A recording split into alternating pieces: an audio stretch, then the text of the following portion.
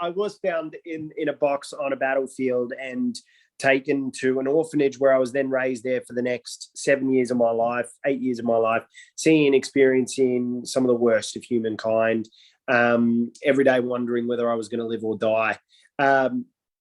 Eventually, I was bought out by an incredible woman, Moira Kelly. My brother and I were brought out to Australia by an incredible humanitarian, Moira Kelly, who's rescued and saved and changed the lives of thousands of children worldwide over her years of humanitarian work, ran projects for Mother Teresa and so on and so forth. This is the Alden Report.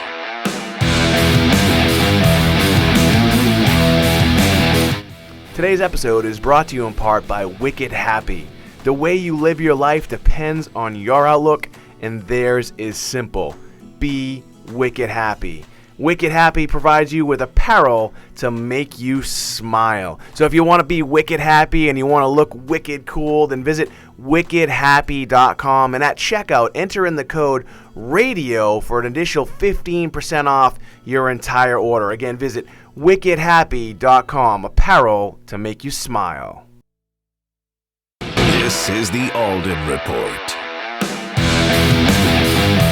All right. Well, my name is Mike Alden. We are here in Blue Bay Studios. I tell you, we've been doing this now for I think like 8 years, and for me, it's such a wonderful thing. It's almost like therapy for me sometimes, where I get to meet inspiring people. I get to meet business leaders. I get to meet also people that are just making a difference in the world. And I reconnected with a guy that about 6 years ago, I would say really kind of changed my perspective on life and brought me to tears and made me smile and made me feel good about just life in general and being here on this planet. His name is Emmanuel Kelly. Now, this guy is beyond inspiring. He has over 1 billion views on YouTube. His voice is angelic. His story is somewhat heartbreaking, I think, for a lot of people to hear, but he has not let his challenges in life really set him back. And he's had a lot of challenges in life, literally from birth. And I tell you, we were just on the phone. This is the first time I've ever done this. We were just on the phone having a conversation. I'm like, man, dude, let's just go live. Let's just inspire some people. And here we are. Emmanuel Kelly, thanks so much for being here, man. Appreciate it, mate. So we were just having a conversation. Again, this is the first time we've ever done this. Yeah. I just look, your time is valuable. And I'm like, I don't want to make you redo all this stuff. So I'm sure you probably would have. But so man, and you and I have a lot of stuff to talk about. But let's just start literally from birth. For people that don't know your story, tell us about your story. How did it start? Yeah, I'm originally from Iraq. Supposedly, at least this is how the story goes, I was found in a box on a battlefield by some soldiers who heard a baby cry. They went towards it. They heard the baby cry and they found me, and they thought, that is the most incredible jawline they have ever seen in their lives. Let's cut some cheese with it and break some bread. No, I was found in a box on a battlefield and taken to an orphanage where I was then raised there for the next 7 years of my life, 8 years of my life, seeing and experiencing some of the worst of humankind, every day wondering whether I was going to live or die. Eventually, I was bought out by an incredible woman, Moira Kelly. My brother and I were brought out to Australia by an incredible humanitarian, Moira Kelly, who's rescued and saved and changed the lives of thousands of children worldwide over her years of humanitarian work, ran projects for Mother Teresa and so on and so forth. She bought my brother and I, not biological. We met in an orphanage. We met at the orphanage, but I always say the only thing thicker than blood is love. It's the only thing that brings people together. It's the only thing that holds people together. That they brought me to an orphanage. She found us in an orphanage, brought us to Australia, where I then had countless surgeries, learned how to walk for the first time, use a knife and fork, learned all the basic things that we as human beings kind of take for granted. But I think the biggest thing I learned about myself and the thing that I learned most when I arrived in Australia was actually how to really embrace who I am and love myself. I learned that my gift and talent can be used to not only, do the things that every teenage boy wants, which is get girls, but certainly help people and impact people's lives. The only language in the world that allows people to understand, or the only two languages people actually fully understand, is film and TV and music. They're the only two languages that every single person in the world speaks in some way, shape, or form. And so with that in mind, I decided I want to pursue this. I want to pursue acting. I want to pursue music. And I started to, and in the acting world, and realized, well, no, acting isn't something that I can pursue, because I'm going to be just stigmatized into a specific area. I'm going to be typecasted. I'm going to be boxed. And I don't want that. So I looked at the music side and I realized there's nobody like me who's physically differently abled, but is able to do everything. Essentially not disabled. I just look different, right? But because I can do everything, there's nothing that limits me. You know, I'm not limited by my abilities to live my day-to-day life. There are people with disabilities who are, and there's a few of those, but you know, a large majority of, or a large amount of people with disabilities globally are similar to me, where we're not really limited by our abilities to live our day-to-day lives. We find our ways. So we're really just different, you know, in our abilities. You know, we may do things faster or slower than the other person, but we're different. So with that in mind, I said, I'm going to pursue music. And so I did. And when I was 16, 17, I auditioned for Got Talent, didn't make it through, sung a song called Hallelujah, didn't make it through. And then when I was 17, 18, a year later, basically, I auditioned for X Factor, and I did make it in, which was awesome. And I performed a song, Imagine, at the auditions. There was 3 auditions to get to the main audition, performed Imagine at the audition, and 1 billion views later, I ended up, you know, kind of traveling the world and working with some of the most incredible people, from Quincy Jones to the Bruno Mars camp to Coldplay's Chris Martin, Snoop Dogg, and Akon, and so on and so forth. So it's been a journey, certainly, which has been amazing. But it's only really, for me, it's only beginning. I mean, I think we have 3 journeys in our lives, or actually we have like maybe 5 or 6, to be honest. But some people are lucky that they only have 3. There's the journey at the very beginning, right? Then there's the journey in the middle, right? You're an adult now, you're figuring out where to go, school, high school, you know, school, college, what job you're going to get, and so on and so forth. And then there's the kind of purpose, right? Okay, I've now found my purpose. I know what I want to do. I know, you know, where I want to go, and I know what job I want to work on. And a lot of people don't get that opportunity to find that purpose. And then those that do find those purposes, sometimes there's another 2 lives that come towards them. And that is that they get to find another purpose. They get to find multiple purposes in their lives, or get to live a new life, right? Whether that's marriage, family, the whole thing. So there's that work purpose, and then there's that personal purpose. For me, I've kind of had 4 journeys so far, you know, and I'm beginning my main journey and my main purpose in this world. I'm living it right now, and I'm beginning to live it, which has been incredible. So, but yeah, that's my story in short. You know, that's the short version. That's the 30-second pitch. Yeah, that's the elevator pitch, right? That's a Reader's Digest. That's a Reader's Digest version. So, you know, we reconnected because I wrote an article about you. We hadn't talked or seen each other in 6 years, and our good mutual friend Larry Benet, again, the great connector. There's a lot of people out there that they say they connect, because this guy is one of the best.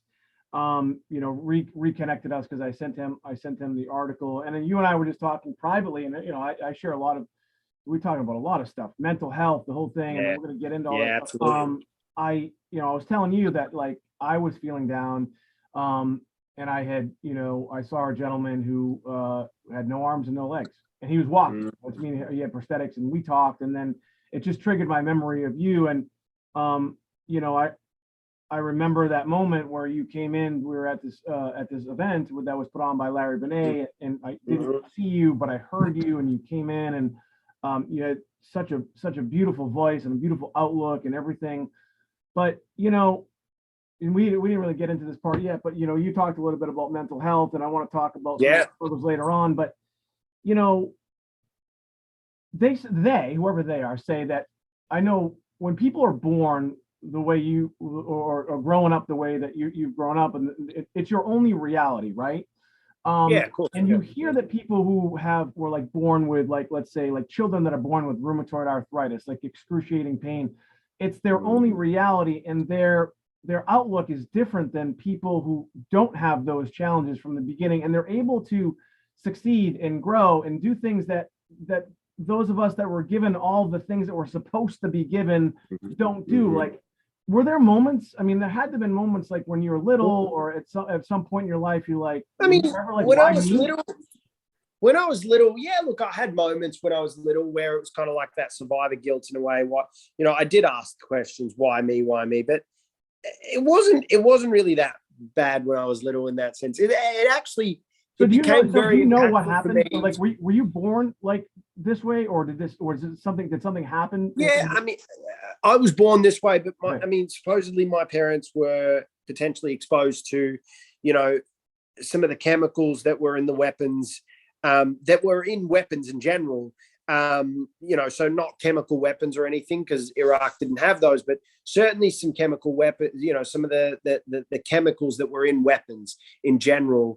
And I think they were just exposed to that. My mum was exposed to it during pregnancy. Maybe it was, an abnormal amount of gunpowder, whatever it was. I'm not sure, but that's what we believe, which is interesting. I've never really fully researched it.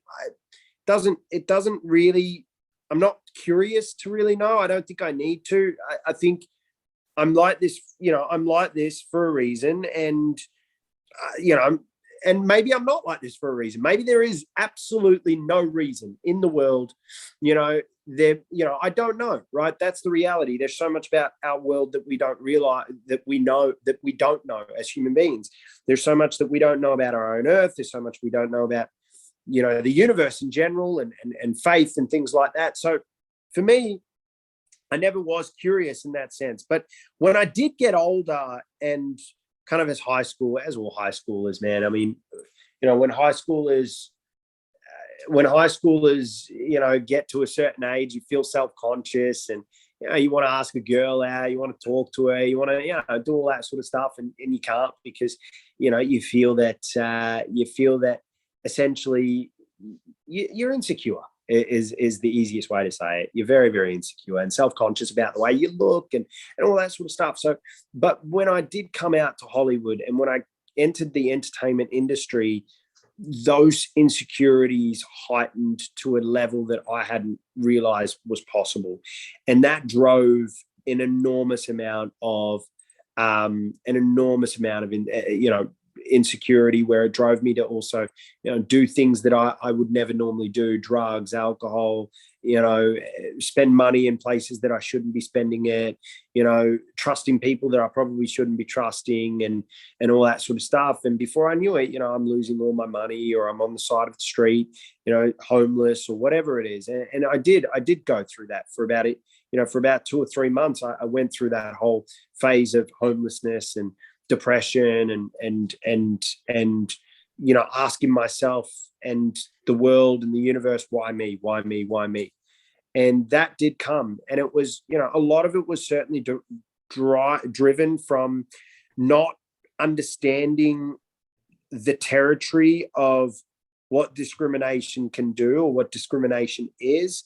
Not understanding that people who are discriminatory towards another, I don't blame them. I don't actually have any hatred towards people that are like that. I actually feel sympathy and empathy, because, I'm a strong believer that we're a product of the environment that we're raised in. So with that in mind, I wasn't in a place at that time, though, to realize innocent ignorance. I wasn't in a place in my life to realize that people aren't doing this because they are just mean. They're doing it because they are themselves insecure and fearful of the unknown. And I was living an entire life of an unknown, where I did go through that stage of wondering and constantly asking and submitting to my own insecurities, until one day I fought that. And I saw a quote from a guy named Wayne Dyer, and it said, it's none of your business what anybody else thinks about you. And the next day I'm looking at a mirror, or a few days later, I'm looking at a mirror, and I didn't recognize the person I was looking at. And I punched it as hard as I could, after asking myself a very big question. And that's, Emmanuel, what happened to the Emmanuel who had balls, who had courage, who had strength, who had willpower, who had determination, who had all that passion, happiness, the traits that made me Emmanuel? What happened to Emmanuel, I asked. And I couldn't answer it. So I punched the mirror as hard as I could. And the next day, a mate of mine, he bought a new mirror, put it up on the house in his apartment. I looked at that new mirror, and for a moment, I could see a glimpse of the Emmanuel I knew. And when I saw that glimpse, I finished the sentence that I believe Wayne Dyer started. And that was, it's none of your business what anybody thinks of you. It's only your business what you think of yourself.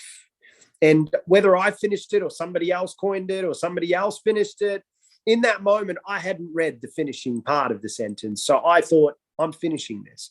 And that was the finishing touch. It's only my business what I think of me.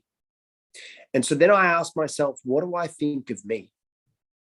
And I kept asking it for about a month, kept asking it again and again. And eventually I said, I love me. And I know that sounds corny. You know, we live in a society where guys are supposed to be a little tougher and less vulnerable, but I think it takes a real man to be vulnerable. It takes a real man to let his feelings out. I think it takes a real powerful individual and a human being, as a man or a woman, to be vulnerable and to let those vulnerabilities free. Because at the end of the day, when you let those vulnerabilities free and you let yourself be vulnerable, you let yourself understand yourself as a human. It's not, it's not woman-like to do so. No, it's just empathy. It's understanding your own empathy. It's being empathy and, empathetic towards your own mental state and towards your own mental feelings and all that sort of stuff. So in that moment, I realized, yeah, look, I love me. And when I said those words, man, by the end of the year, I was, signed to the Bruno Mars camp. I, started performing with, I performed with David Foster, like a couple months later. I had still homeless, still didn't have a place, still slept on a couch, the whole package. But I wasn't on the side of the road anymore. I wasn't sleeping in a car anymore. I was, I had a proper roof over my head, and I was performing and touring alongside the biggest band in the world, and that was Coldplay, as their special guest, and that was huge. And so because I'd manifested it, I dreamt it, I'd felt it, I pushed towards it, and then I set my goals. I mean, you can't just say, oh, I'm going to do this, and then just expect it happens. You have to set your goals. You have to contact everyone. And when we met, it was literally, I was still homeless, all that sort of stuff, the whole package. But I called Larry, and I said, Larry was one of the people I called, and I said, I want, I need you to connect me to this person. And then I called the next person. I need you to connect me to this person. I need you to do this. Can you do this? Do you know this person? Do you know this person? How do I get to I just did what I did. I was Emmanuel, and I worked every angle, every person. And I did it with it, I did it with honesty. I did it with integrity. And most of all, I did it by allowing my vulnerabilities to be free. I asked for help. And there's nothing weak about asking for help. And I realized that, because for a long time I thought I'm weak for asking for it. But I realized there's nothing wrong with asking. So I asked for help. And when I did that, I got over that feeling of insecurity. I got over that feeling of why me. It's crazy, like, how connected we really are. So again, we're talking about our friend Larry Benet, who connected us. Larry and I met because of my first book. I'm not promoting my stuff, but people know about it, which is titled "Ask More, Get More." Ask more, get more. Absolutely. And boy, like, there's so much that you just said. Again, we're on with Emmanuel Kelly. This guy is inspiring people all over the world. His story is remarkable. He continues to do great things. If you'd like some more information about what he's doing, about what his organization is doing, you can go to theoutliergroup.com. It's the out and then LYER group.com. You can also check him out at the Emmanuel Kelly on Instagram. You just Google this guy. He has over 1 billion views on YouTube. He's been on the X Factor. He's just doing some amazing things. So if you want some more information, go to the outliergroup.com. We'll put that in the notes as well. Today's episode is brought to you in part by Wicked Happy. The way you live your life depends on your outlook, and theirs is simple. Be wicked happy. Wicked Happy provides you with apparel to make you smile. So if you want to be wicked happy and you want to look wicked cool, then visit wickedhappy.com, and at checkout, enter in the code RADIO for an additional 15% off your entire order. Again, visit wickedhappy.com, apparel to make you smile. Again, I hope you do have some more time, but there's so much stuff that you just said, and I want to just back up a little bit, because I was telling you about me, right? Like how I was feeling down. I was walking and I saw this guy who was, he had no arms, no legs. And I was like, man, I wonder how he feels. And, when all the stuff that you did for yourself, right. We met back in 2016 and you kind of just brushed over it, but you said at that time when you got on stage, and there were some huge people there at this event, and you got on stage and you just, your voice was just absolutely beautiful. But at that time, you were actually homeless, like literally you were like living on the streets. Yeah.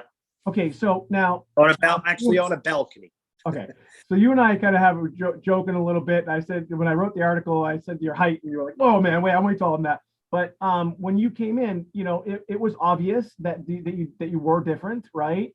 Yeah. And so when I think of me as an able-bodied person, I've been pretty fortunate in my life. I haven't really had any major illnesses or injuries or any of that stuff.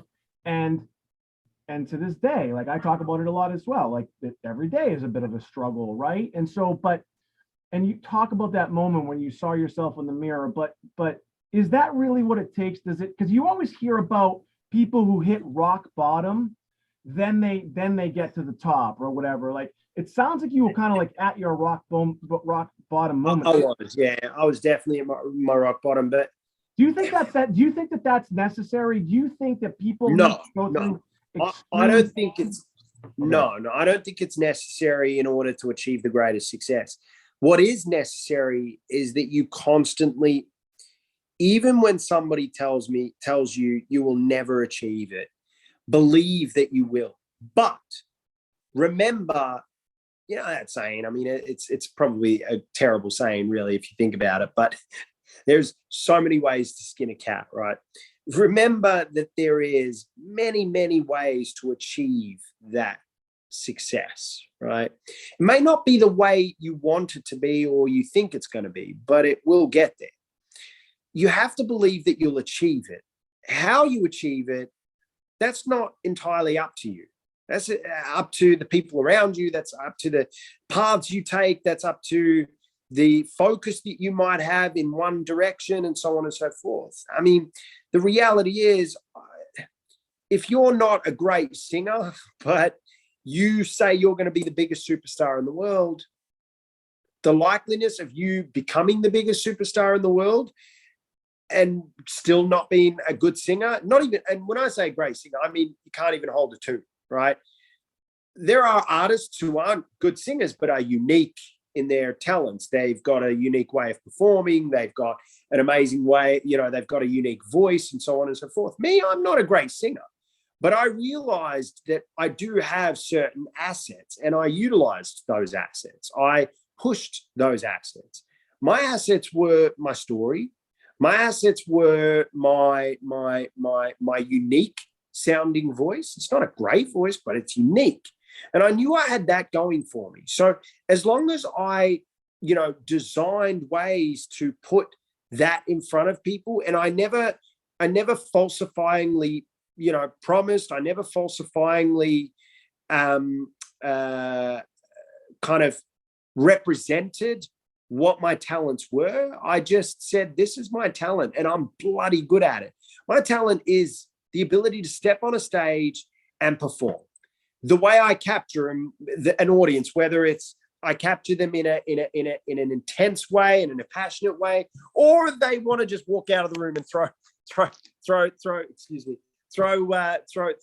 tomatoes at me. I still captured them, but it's just a different way. And so you've got to know your limits in that sense, and you've got to know your abilities. So you've got to know yourself. And I think in order to truly achieve success, I believe that you need four things actually. Number one, self-belief and self-love. That is incredibly important. You have to have the healthy amount. I mean cockiness, a healthy amount of self-belief and self-love, and a healthy amount of modesty. Not necessarily humility, but certainly modesty.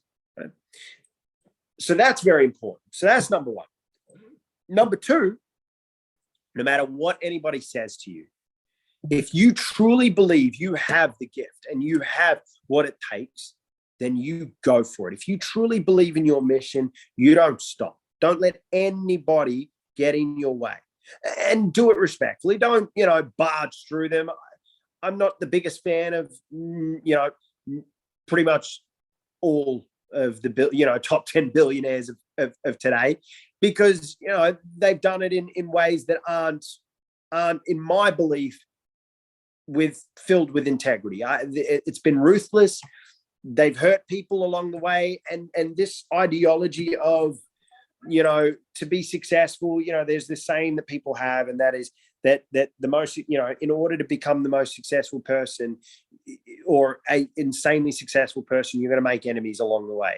I don't believe you should be making enemies along the way. I believe in order to be truly successful, because success isn't just money success. Success is everything, the whole package. So in order to be truly successful, you haven't made enemies. You may have people that fear you because they respect you, not because you're ruthless or mean, but there's a respect there. But it's certainly, they're not enemies. And I don't believe that. I refuse to have enemies along the way. There are people that could have destroyed my career if I allowed them to, and stolen money from me. I still talk to them because I don't want enemies. I don't want to look back at my career in 30 years, 20 years, 50 years time and realize I have enemies and I have to make good with them, or don't worry about them. They can go, F off, or whatever it is, right? I can't stand that. And so do it right and believe in yourself, but don't obviously destroy that relationship and drive towards that dream. So willpower and determination. Number three is a real kind of, I believe is a powerful one. Work hard, like literally work hard.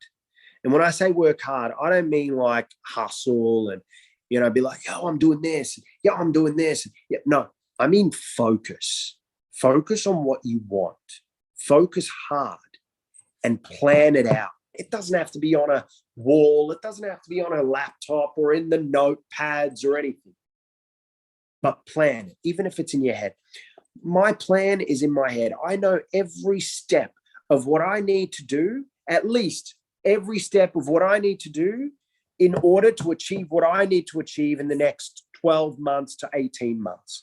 I don't know what I need to do 5 years from now, because I don't know how it's going to change in the next 12, 13 to 18 months. I have an idea of where I want to be in 5 years from now, but I certainly don't plan 5, 10, 20 years in advance. Don't plan that. Just plan your 18 months. Plan that.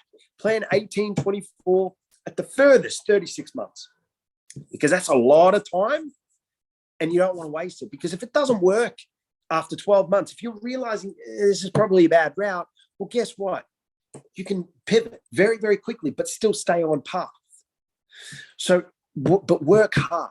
Don't think it's just going to happen because you believe in yourself or you've got the talent. No, work hard. Because the universe doesn't owe you anything, right? Like people think that, I'm a good person, or you mentioned manifestation. I think a lot of people think that when you quote manifest stuff, you just think it and therefore it will become. And that's just not the realities of life. And just because you're a good person, it doesn't mean you're going to be successful at it, right? And just because you're ruthless, it doesn't mean you're going to be successful, right? you need to find what works for you, but don't be ruthless. I always say, don't be ruthless to people. Be ruthless in your business, in your focus, but be kind about it, right? When I'm hiring somebody or firing somebody, or when I'm, going meeting investors or saying no to investors for an opportunity, I never say, first of all, I never shut the door on the person. I always say, there's a place in this world for you. It's just not with us at the moment, but that doesn't mean we can't pop over and grab a beer. So let's do that, right? Like, there's an element there, and I don't know why. I refuse to make an enemy of somebody. Yeah, if they want to make an enemy of me, go for it, but I'm not going to stoop to that. So manifestation is important, but certainly number 4 is work hard. Really, number 3, work hard towards that goal. And number 4 is my favorite in my feeling, and that's dream big. Never, ever, ever stop dreaming. Of course, there's believing in yourself and willpower and, all that sort of stuff that I've just said, but dream big. Like, it doesn't matter how big that dream is, dream it.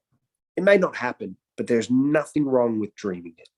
There's nothing bad. It will never hurt anybody. It will never destroy anybody's lives.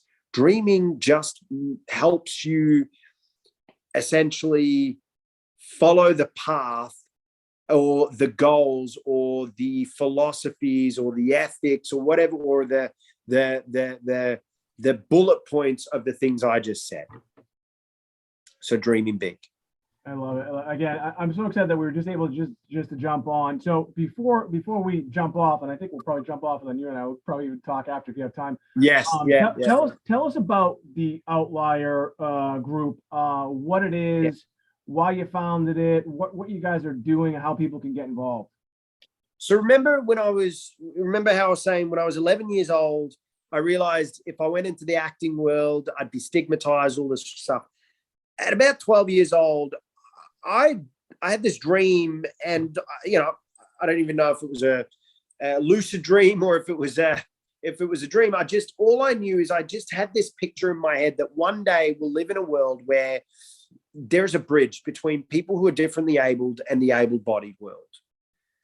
Differently abled world is the largest minority group in the world. It's the only minority group that consists of every minority group, including, by the way, if you're a white guy in Iraq, you're a minority, right? If you're an Englishman in Iraq, you're a minority, right? And we have this whole thought of, white people aren't minorities, or rich people aren't minorities, or it's just the poor. They're minorities. There's countless types of minorities in our society. We create them. There aren't opportunities for a lot of the minorities, and that's the difference. In Iraq, an English person's going to struggle to get a job. An American's going to struggle to get a job. Iraqi's not. But in America, sure, an Iraqi will struggle to get a job, or a differently abled will, so on and so forth. But the only minority group that have always struggled for years and years, and I mean thousands of years, there's never been a point in which they won something, or they've been a winning society, throughout the ages. And that is differently abled. So I had this kind of thought that wouldn't it be nice if the world was chocolate? No. Wouldn't it be nice if we had a world where we there was a bridge between the two worlds, and outliers were outliers, and that's who we were. So fast forward, in 2018, I've had every record deal turned down to me.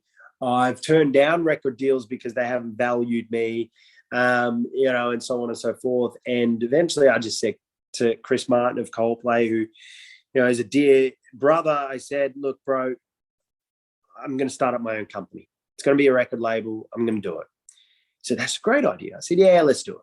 I need your help though. He goes, well, okay, what do you need? I said, well, I don't know. You've been in the music industry 20 years. You tell me. You might know some people. He goes, I know people, but I don't know, what I need to do. You don't want me to run any business, Emmanuel. I'm like, all right, fair enough.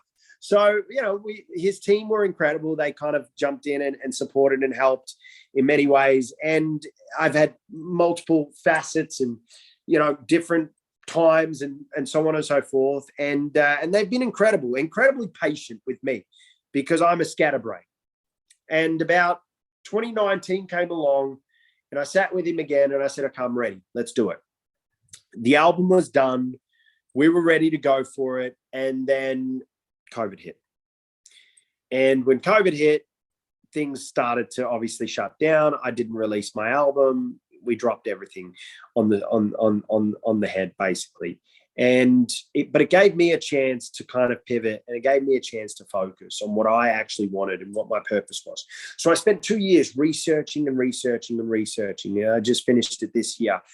Basically from 2019 to 2021, end of 2021, I researched and discovered how big this differently able market is and the size of it and the trillions of dollars that of disposable income that's available to it. We'll speak more in detail afterwards, but it was incredible. So I started a company called The Outlier. Originally, it was just going to be a record label. Then it kind of eventuated, and now it's called The Outlier Group.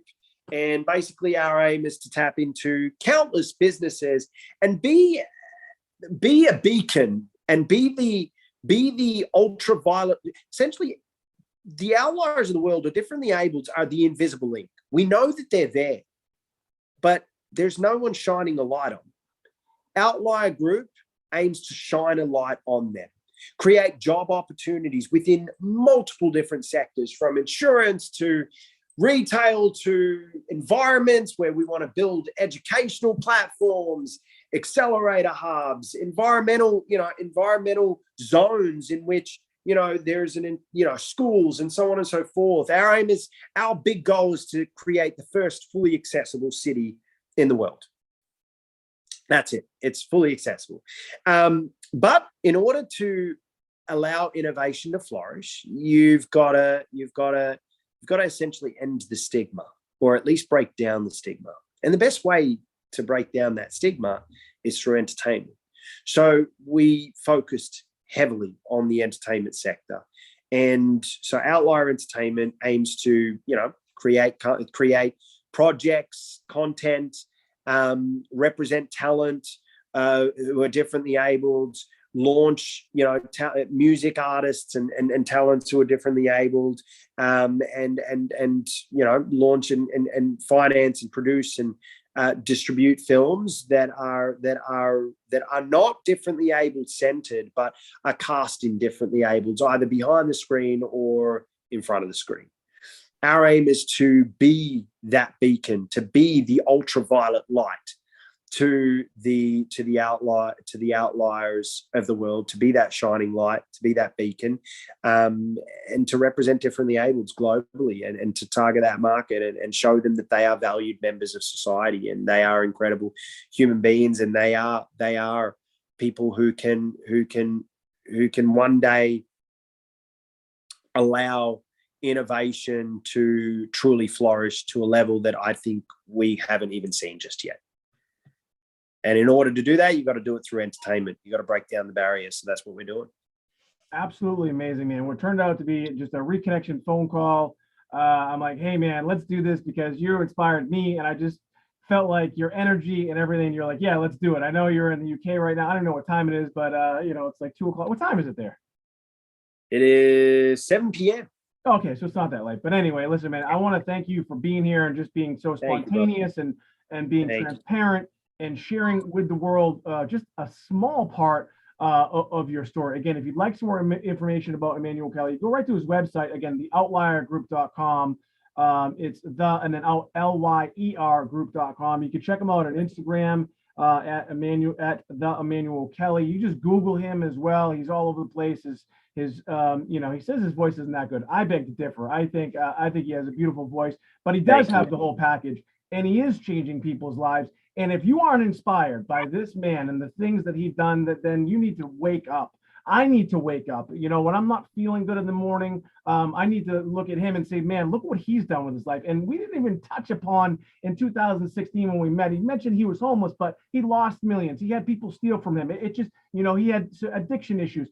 We all go through challenges, right? We all have things that we need to work through. And this guy continues to inspire those that are not only able-bodied and also those that are a little bit different. So again, if you'd like some more information, go to theoutliergroup.com. It's the and then outlier LYER group.com. My name is Mike Alden. That's Emmanuel Kelly, and we'll see you soon.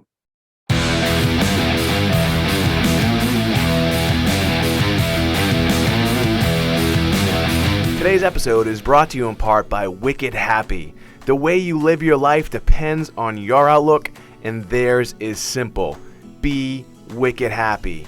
Wicked Happy provides you with apparel to make you smile. So if you want to be wicked happy and you want to look wicked cool, then visit wickedhappy.com, and at checkout, enter in the code RADIO for an additional 15% off your entire order. Again, visit wickedhappy.com, apparel to make you smile.